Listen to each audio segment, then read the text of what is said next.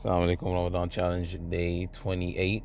Today we're going to be learning libas, najm, nadam, intiqam, and banin. The first word libas comes from labisa yalbis, okay, which means to clothe, okay, to clothe, to cover, right? And we have from there, we have in the Quran where it mentions وَهُنَّ لِبَاسٌ لَكُمْ وَأَنْتُمْ لِبَاسٌ لَهُنْ. You are clothes for them. You are clothes for them. Libas would be clothes, right? You are clothes for them. Now, in this case, it's metaphorical, meaning you are a means of protecting them from, covering them from doing obscene things, right? Having your spouse, being able to go to your spouse, right? And not someone else, right? So they are a means of covering for you. This is also seen in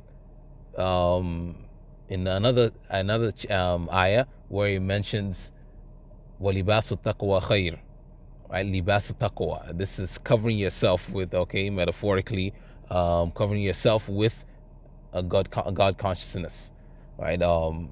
Right. We have made for you clothes, but the covering yourself with God consciousness is even better, right? It protects your aura, your private parts, right? So from there we have libas, we have lips, we have labasna alayhim. Now this is again it's metaphorical, so it's not clothing. It's not clothing in the sense, but in this case, it's causing a sense of confusion, right? Labasna alayhim amrahum. Okay, we've caused a sense of confusion for them. The next word is najm. Now najma yanjumu. Najma yanjumu means to appear, to rise. Okay, and we can always see why we call that we call the stars najm, right? And nujum being the plural, right? Because we see them rise at night, right? They all of a sudden appear when the sun goes away, right? So they are najm. But najma yanjumu, right? Anything that comes out and appears, right? So we have najm also is a plant that grows without a stalk, without a stem. Okay, a plant that grows with a stem, we call it shajar. Okay, but a plant that grows without a stem, okay, and those you probably see in the cracks of concrete that kind of grow. In one of these, I don't know if daffodil would be one of them. Somebody comment below, right? But one of those that come out, right, without a stem, those are najm, right? They just come out. It's like, okay, so now we have najma yanjumu, okay? وَالنَّجْمِ إِذَا هَوَى مَا ضَلَّ صَاحِبُكُمْ وَمَا غَوَى. We're talking about the najm, right? They say it's a thuraya. I'm not sure what the thuraya is in English, but they some say that it's speaking particularly about the najm there. Okay, that star, right? And there were certain stars that were kind of were seen as being great, yeah, amongst the Arabs, right? Thuraya being one of them, and there's another one in Surah Al-Najm at the end that they believe it's starts with a C, and I can't remember now. The next word is nadam. Okay, nadima yandamu, which means to regret. فَأَصْبَحَ مِنَ النَّادِمِينَ. Right, this is Qabil when he kills Habil. When Cain kills Abel, فَأَصْبَحَ مِنَ النَّادِمِينَ. After he killed his brother, he became of those that regret. Okay, the asaf, the ones that became one of those that regret. فَأَصْبَحُوا مِنَ النَّادِمِينَ.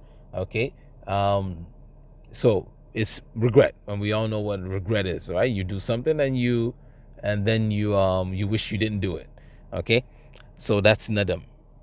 Simple. The next word is intiqam. Intiqam comes from nikma. Nikma means reproach. Okay, reproach. Okay, or nakma. There's nikma and there's nakma. Both of them are acceptable. It means reproach. Okay, when you, and from the verb itself, when you nakamtu alay, okay, you reproach him. you exaggerating your reproach, so to speak. Okay, you let him know why you hate something so much. Okay, something that has been done, something that okay, you let him know about that. So okay, for nakama. Okay, but when you reproach to the extent that you inflict harm, right?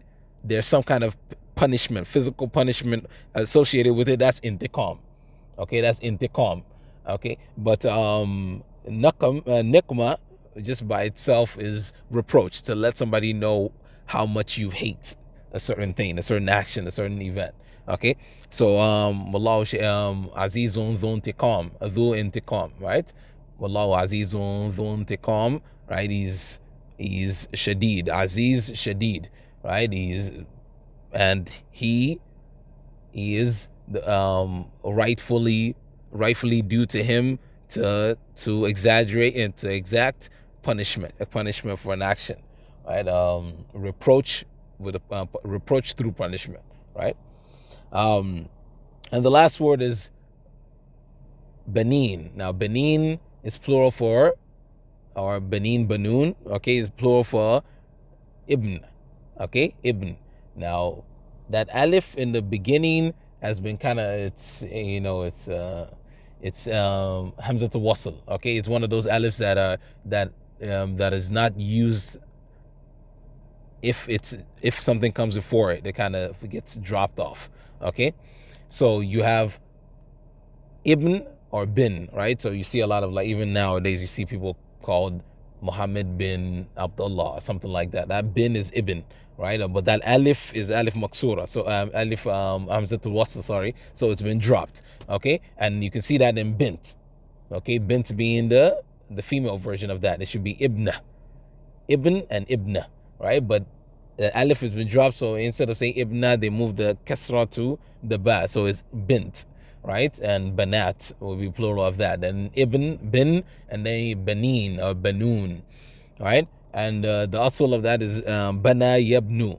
And some people say bana yabni, right? Bana yabnu, which means to construct, right? To erect. It's like a building, okay? We call a building binaya, a mabna, all right? Because it's been erected. It's something that's erected, right? And children are, you build upon them. You build your legacy through having children, and they have their own children. It's just like it's tarakum, right? Now this piling up of one after the other.